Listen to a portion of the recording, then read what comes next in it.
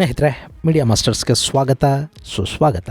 ಗೆಳೆಯರೆ, ಪಾಕಿಸ್ತಾನದಲ್ಲಿ ಏನು ಶುರುವಾಗುತ್ತೆ ಅನ್ನೋ ನಿರೀಕ್ಷೆ ಇತ್ತು, ಅದು ಸಣ್ಣಗೆ ಈಗಾಗಲೇ ಶುರುವಾಗಿದೆ. ಅಲ್ಲಿನ ಮಾಜಿ ಪ್ರಧಾನಿ ಇಮ್ರಾನ್ ಖಾನ್ ಬಿಡುಗಡೆಗಾಗಿ ಪ್ರತಿಭಟನೆಗೆ ಇಳಿದ ಜನರನ್ನ ಹಾಗೂ ಇಮ್ರಾನ್ ಪಕ್ಷದ ಕಾರ್ಯಕರ್ತರು ನಾಯಕರನ್ನ ಪಾಕಿಸ್ತಾನದ ಸರ್ಕಾರ ಜೈಲಿಗೆ ತಳ್ಳೋದಕ್ಕೆ ಶುರು ಮಾಡಿದೆ. ಇಮ್ರಾನ್ ಪರ ಪ್ರತಿಭಟನೆಗಳನ್ನು ಮಾಡ್ತಾ ಇರೋ ಜನರ ಮೇಲೆ ಪೊಲೀಸರು ಗೋಲಿಬಾರ್ ಮಾಡಿದ್ದಾರೆ.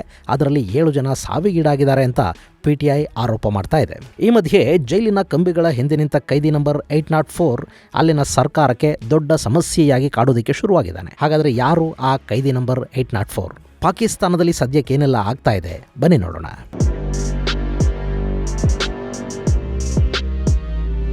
ಗೆಳೆಯರೆ, ಪಾಕಿಸ್ತಾನದಲ್ಲಿ ಈಗ ಒಂದೇ ಸುದ್ದಿ, ಒಂದೇ ಟ್ರೆಂಡ್. ಅದರ ಹೆಸರು ಕೈದಿ ನಂಬರ್ 804. ಮೇರಾ ಯಾರ್ ತೇರಾ ಯಾರ್, ಕೈದಿ ನಂಬರ್ 804 ಅನ್ನೋದು ಸದ್ಯಕ್ಕೆ ಪಾಕಿಸ್ತಾನದ ಗಲ್ಲಿಗಳಲ್ಲಿ, ಅಲ್ಲಿನ ಸೋಷಿಯಲ್ ಮೀಡಿಯಾಗಳಲ್ಲಿ, ಕ್ರಿಕೆಟ್ ಮ್ಯಾಚುಗಳಲ್ಲಿ ಎಲ್ಲೆಲ್ಲಿ ಜನ ಸೇರ್ತಾರೋ ಅಲ್ಲೆಲ್ಲ ಮೊಳಗ್ತಾ ಇರೋ ಸ್ಲೋಗನ್. ಇದು ಬರೀ ಸ್ಲೋಗನ್ ಅಷ್ಟೇ ಅಲ್ಲ, ಪಾಕಿಸ್ತಾನದ ಆಡಳಿತದ ತಲೆಗಿಟ್ಟ ಗನ್ ಥರ ಕೂಡ ಕಾಣ್ತಾ ಇದೆ. ಪಾಕಿಸ್ತಾನದಲ್ಲಿ ಕೈದಿ ನಂಬರ್ 804 ಅನ್ನೋದು ಎಷ್ಟು ಫೇಮಸ್ ಆಗಿದೆ ಅಂದ್ರೆ, ಆ ಹೆಸರಲ್ಲಿ ಆಲ್ಬಮ್ಸ್ ರಿಲೀಸ್ ಆಗ್ತಾ ಇವೆ, ಆ ಹೆಸರಿನ ಟಿ ಶರ್ಟ್ಗಳು ವಿಪರೀತ ಪ್ರಮಾಣದಲ್ಲಿ ಮಾರಾಟ ಆಗ್ತಾ ಇವೆ. ಪಾಕಿಸ್ತಾನದ ಕ್ರಿಕೆಟ್ ಜರ್ಸಿಯ ಮೇಲೆ ಕೈದಿ ನಂಬರ್ 804 ಕಾಣಿಸ್ಕೊಳ್ತಾ ಇದೆ. ಆ ಹೆಸರಿನ ಚಪ್ಪಲಿಗಳು ಮಾರುಕಟ್ಟೆಗೆ ಬಂದಿವೆ ಮತ್ತು ಅವುಗಳಿಗೆ ಕೂಡ ವಿಪರೀತ ಡಿಮ್ಯಾಂಡ್ ಶುರುವಾಗಿದೆ. ಅಂದಹಾಗೆ ಈ 804 ಅಂದ್ರೆ ಬೇರೆ ಯಾರು ಅಲ್ಲ, ಅದು ಪಾಕಿಸ್ತಾನದ ಮಾಜಿ ಪ್ರಧಾನಿ ಇಮ್ರಾನ್ ಖಾನ್ಗೆ ಜೈಲಲ್ಲಿ ಸಿಕ್ಕಿರುವ ಕೈದಿ ನಂಬರ್ 804 ಅಂದ್ರೆ ಪಾಕಿಸ್ತಾನದ ಕ್ರಿಕೆಟ್ ಟೀಮ್ನ ಮಾಜಿ ಕ್ಯಾಪ್ಟನ್, ಅಲ್ಲಿನ ಮಾಜಿ ಪ್ರಧಾನಿ ಇಮ್ರಾನ್ ಖಾನ್.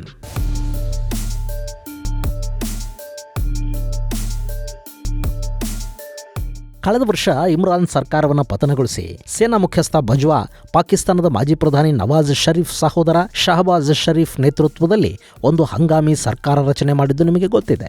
ಆ ಸಂದರ್ಭದಲ್ಲಿ ರಚನೆಯಾಗಿದ್ದು ಅಮೆರಿಕಾದ ಸರ್ಕಾರ. ಅದು ಇಂಪೋರ್ಟೆಡ್ ಸರ್ಕಾರನೇ ಹೊರತು ಪಾಕಿಸ್ತಾನಿಗಳು ಆಯ್ಕೆ ಮಾಡಿದ್ದಲ್ಲ ಅಂತ ಇಮ್ರಾನ್ ನೇರವಾಗಿ ಆರೋಪ ಮಾಡಿದ್ರು. ಅಷ್ಟೇ ಅಲ್ಲ, ಅದಕ್ಕೆ ಸಂಬಂಧಪಟ್ಟ ದಾಖಲೆಗಳಿವೆ ಅಂತ ಒಂದಷ್ಟು ಪೇಪರ್ಗಳನ್ನು ಕೂಡ ಸಾರ್ವಜನಿಕವಾಗಿ ಪ್ರದರ್ಶಿಸಿದ್ರು. ಅವತ್ತು ಇಮ್ರಾನ್ ಖಾನ್ ಪದಚ್ಯುತಿಯನ್ನು ಪ್ರತಿಭಟಿಸಿ ಜನ ಬೀದಿಗಿಳಿಯೋದು ಹೆಚ್ಚಾಗ್ತಾ ಇದ್ದ ಹಾಗೆ ಪಾಕಿಸ್ತಾನದ ಸರ್ಕಾರ ಇಮ್ರಾನ್ ಮೇಲೆ ದೇಶದ ರಹಸ್ಯಗಳನ್ನು ಬಹಿರಂಗಪಡಿಸಿದ ಆರೋಪ, ಸರ್ಕಾರಿ ಗಿಫ್ಟ್ಗಳನ್ನು ಸ್ವಂತಕ್ಕೆ ಬಳಕೆ ಮಾಡಿದ ಆರೋಪ, ಒಂದಷ್ಟು ಭ್ರಷ್ಟಾಚಾರದ ಆರೋಪಗಳು, ತಲಾಖ್ ಕೊಟ್ಟ ಮೇಲೆ ಇದ್ದತ್ ಅವಧಿ ಮುಗಿಯೋದಕ್ಕೆ ಮೊದಲೇ ಇಮ್ರಾನ್ ಖಾನ್ ಬುಷ್ರಾ ಬೀಬಿನ ಮದುವೆ ಆದರು ಅನ್ನೋ ಆರೋಪ, ಹೀಗೆ ಸಾಲು ಆರೋಪಗಳನ್ನು ಹೊರಿಸಿ ಇಮ್ರಾನ್ ಖಾನ್ ಅವರನ್ನ ಜೈಲಿಗಟ್ಟಲಾಯಿತು. ಪಾಕಿಸ್ತಾನದಲ್ಲಿ ಇಂಥದ್ದೆಲ್ಲ ಹೊಸ್ತೇನಲ್ಲ. ಅಲ್ಲಿ ಪ್ರಧಾನಿಗಳು, ಸೇನಾ ಮುಖ್ಯಸ್ಥರು, ದೇಶದ ಅಧ್ಯಕ್ಷರು ಇವರೆಲ್ಲ ಒಂದು ಜೈಲು ಸೇರ್ತಾರೆ, ಇಲ್ಲ ಕೊಲೆಯಾಗಿ ಹೋಗ್ತಾರೆ, ಅಥವಾ ದೇಶ ಬಿಟ್ಟು ಓಡಿ ಹೋದರೆ ಬಚಾವಾಗಿ ಉಳಿತಾರೆ. ಇಲ್ಲಿ ಇಮ್ರಾನ್ ಸೀದಾ ಸೇನೆಯ ಮೇಲೆ, ಅಮೆರಿಕಾದ ಮೇಲೆ ಆರೋಪ ಮಾಡ್ತಾ ಹೋಗ್ತಿದ್ದಂತೆ ಅಲ್ಲಿನ ಹಂಗಾಮಿ ಸರ್ಕಾರ ಇಮ್ರಾನ್ ಖಾನ್ನನ್ನು ಬಂಧಿಸಿ ಜೈಲಿಗೆ ತಳ್ಳಿತು. ಆನಂತರ ಪಾಕಿಸ್ತಾನದಲ್ಲಿ ಚುನಾವಣೆಗಳಾದವು. ಶಹಬಾಜ್ ಮತ್ತು ಆತನ ಮಿತ್ರ ಪಕ್ಷಗಳು ಚುನಾವಣೆಯಲ್ಲಿ ಆರಿಸಿ ಬರಬೇಕು ಅಂತ ಸೇನೆ ಹಾಗೂ ಅಮೆರಿಕ ಎರಡೂ ಕೆಲಸ ಮಾಡಿದ್ವು. ಇಮ್ರಾನ್ ಖಾನ್ ಚುನಾವಣೆಗೆ ನಿಲ್ಲದ ಹಾಗೆ ನಿರ್ಬಂಧಿಸಲಾಯಿತು. ಆತ ಪ್ರಚಾರಕ್ಕೆ ಕೂಡ ಬಾರದ ಹಾಗೆ ಮಾಡಲಾಯಿತು. ಕಡೆಗೆ ಅಲ್ಲಿನ ಚುನಾವಣಾ ಆಯೋಗ ಇಮ್ರಾನ್ ಖಾನ್ ಪಕ್ಷದ ಮಾನ್ಯತೆಯನ್ನು ಕೂಡ ರದ್ದು ಮಾಡಿತು. ಹೀಗಾಗಿ ಅವರೆಲ್ಲ ಪಕ್ಷದ ಚಿಹ್ನೆ ಇಲ್ಲದೆ ಪಕ್ಷೇತರರಾಗಿ ಸ್ಪರ್ಧೆ ಮಾಡಬೇಕಾಗಿ ಬಂತು. ಇಷ್ಟಾದರೂ ಅಲ್ಲಿ ಆಡಳಿತಾರೂಢ ಪಕ್ಷಕ್ಕಿಂತ ಹೆಚ್ಚು ಇಮ್ರಾನ್ ಬೆಂಬಲಿಗರೇ ಆರಿಸಿ ಬಂದರು. ಆದರೆ ಅವರಿಗೆ ಒಂದು ಪಾರ್ಟಿ ಇರಲಿಲ್ಲ. ಹೀಗಾಗಿ ಅಲ್ಲದನ್ನು ಅತಿ ದೊಡ್ಡ ಪಕ್ಷ ಅಂತ ಗುರುತಿಸೋದಕ್ಕೆ ಸಾಧ್ಯ ಆಗಲಿಲ್ಲ. ಸೊ ಮತ್ತೆ ಶಹಬಾಜ್ ನೇತೃತ್ವದ ಸಮ್ಮಿಶ್ರ ಸರ್ಕಾರ ಅಲ್ಲಿ ಆಡಳಿತದ ಚುಕ್ಕಾಣಿಯನ್ನು ಹಿಡಿತು. ಆದರೆ ಇಮ್ರಾನ್ ಖಾನ್ ಮಾತ್ರ ಜೈಲಿಂದ ಹೊರಬರಲಿಲ್ಲ.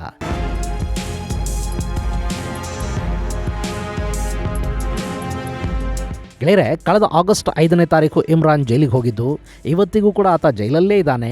ಜೈಲಲ್ಲಿ ನನ್ನ ಕೊಲೆಗೆ ಸಂಚು ನಡೀತಾ ಇದೆ, ನನಗೆ ಸ್ವಲ್ಪವಾಗಿ ವಿಷ ಕೊಟ್ಟು ಕೊಲ್ತಾ ಇದ್ದಾರೆ, ಹೀಗೆ ಇಮ್ರಾನ್ ಏನೇ ಆರೋಪಗಳನ್ನು ಮಾಡಿದರು ಪಾಕಿಸ್ತಾನದ ಸರ್ಕಾರ ಆಗಲಿ, ಅಲ್ಲಿನ ನ್ಯಾಯಾಲಯ ಆಗಲಿ ಆ ಬಗ್ಗೆ ಹೆಚ್ಚು ಗಮನ ಕೊಡೋದಕ್ಕೆ ಹೋಗ್ತಾ ಇಲ್ಲ. ಈ ಪಾಕಿಸ್ತಾನ, ಬಾಂಗ್ಲಾದೇಶದಂಥ ದೇಶಗಳಲ್ಲಿ ನ್ಯಾಯಾಂಗ ಅನ್ನೋದು ಯಾವಾಗಲೂ ಸ್ವತಂತ್ರವಾಗಿ ಕೆಲಸ ಮಾಡೋದಿಲ್ಲ. ಅದು ಆಡಳಿತಾರೂಢರ ಇಚ್ಛೆಗೆ, ತಾಳಕ್ಕೆ ತಕ್ಕಂತೆ ಕುಣಿಯುವ ಒಂದು ಗೊಂಬೆ ಅಷ್ಟೇ. ನಮ್ಮಲ್ಲಿ ನ್ಯಾಯದಾನ ವಿಳಂಬ ಆಗುತ್ತೆ ಅನ್ನೋ ಆರೋಪ ಏನೇ ಇದ್ರೂ ಕೂಡ ನ್ಯಾಯಾಲಯಗಳು ಅತ್ಯಂತ ಸ್ವತಂತ್ರವಾಗಿ ಕೆಲಸ ಮಾಡುತ್ತವೆ. ರಾಜಕಾರಣಿಗಳ ಮರ್ಜಿಗೆ ಕುಣಿಯೋದಿಲ್ಲ ಅಂತ ನಾವು ಧೈರ್ಯವಾಗಿ ಹೇಳ್ಕೋಬಹುದು. ಆದರೆ ಏಷ್ಯಾದ ಇನ್ನಿತರ ದೇಶಗಳಲ್ಲಿ ಇಂಥ ಪರಿಸ್ಥಿತಿ ಇಲ್ಲ. ಪಾಕಿಸ್ತಾನದ ನ್ಯಾಯಾಲಯ ಕೂಡ ಆಡಳಿತಾರೂಢರ ಪರ ಕೆಲಸ ಮಾಡ್ತಾ ಇದೆ.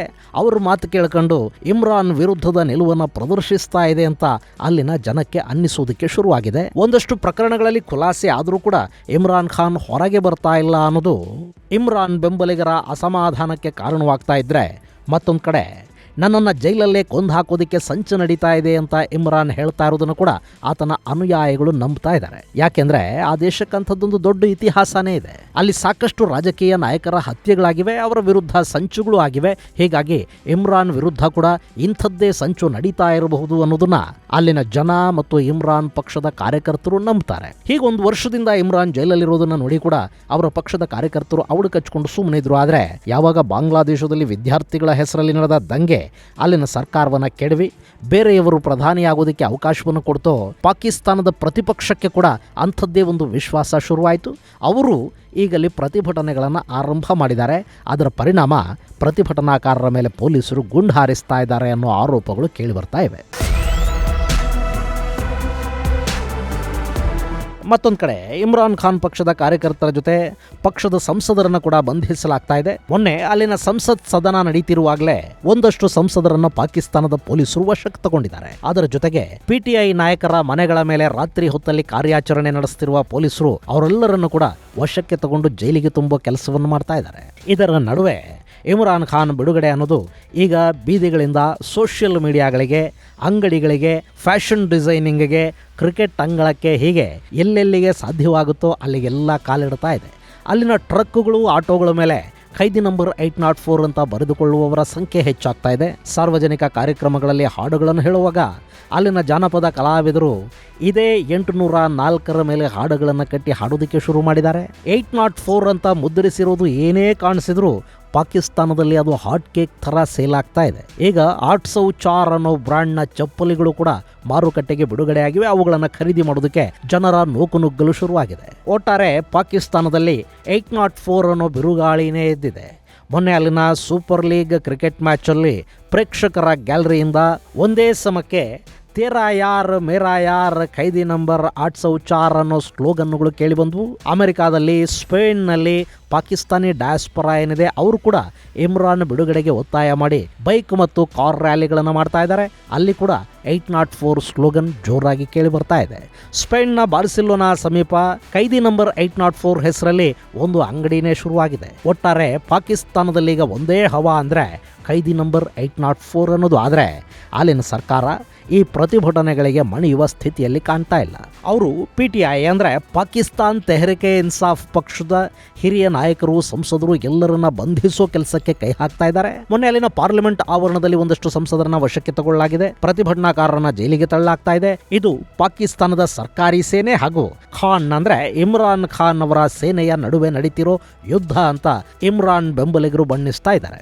ಒಟ್ಟಾರೆ ಸದ್ಯಕ್ಕೆ ಪಾಕಿಸ್ತಾನದಲ್ಲಿ ಗಲಭೆಗಳು ನಿಲ್ಲೋ ಹಾಗೆ ಕಾಣ್ತಾ ಇಲ್ಲ. ಇದೇ ಥರದ ಗಲಾಟೆಗಳು ಬಾಂಗ್ಲಾದೇಶದಲ್ಲಿ ಆಗ್ತಾ ಇರುವಾಗ ಅಮೆರಿಕ ಅದಕ್ಕಿನ್ನಷ್ಟು ಬೆಂಕಿ ಹಾಕೋದಕ್ಕೆ ತನ್ನ ಪತ್ರಕರ್ತರನ್ನ, ಸೋಷಿಯಲ್ ಮೀಡಿಯಾಗಳನ್ನ, ಇನ್ಫ್ಲೂಯೆನ್ಷಿಯರ್ಗಳನ್ನ, ಭಯೋತ್ಪಾದಕರನ್ನ ಎಲ್ಲರನ್ನ ಬಳಸ್ಕೊಂಡು ಅಲ್ಲಿನ ಸರ್ಕಾರ ಪತನವಾಗೋದಕ್ಕೆ ಕಾರಣ ಆಯಿತು. ಆದರೆ ಪಾಕಿಸ್ತಾನದಲ್ಲಿ ಅಮೆರಿಕಾದ ಮುದ್ದಿನ ಸರ್ಕಾರ ಇದೆ. ಹೀಗಾಗಿ ಅಲ್ಲಿ ಪ್ರಜಾಪ್ರಭುತ್ವ ಸತ್ರೂ ಸರಿ ಶಹಬಾಜ್ ನೇತೃತ್ವದ ಸರ್ಕಾರವನ್ನು ಉಳಿಸ್ಕೋಬೇಕು ಅಂತ ಅಮೆರಿಕ ಬಯಸಿದ ಹಾಗೆ ಕಾಣ್ತಾ ಇದೆ. ಈ ಗಲಾಟೆಗಳು ಪಾಕಿಸ್ತಾನದ ಪರಿಸ್ಥಿತಿಯನ್ನು ಎಲ್ಲಿಗೆ ತಗೊಂಡು ಹೋಗುತ್ತವೆ ಅನ್ನೋದನ್ನ ಕಾದು ನೋಡಬೇಕು.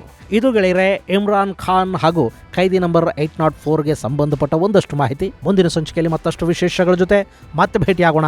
ಅಲ್ಲಿವರೆಗೆ ಜೈ ಹಿಂದ್, ಜೈ ಕರ್ನಾಟಕ.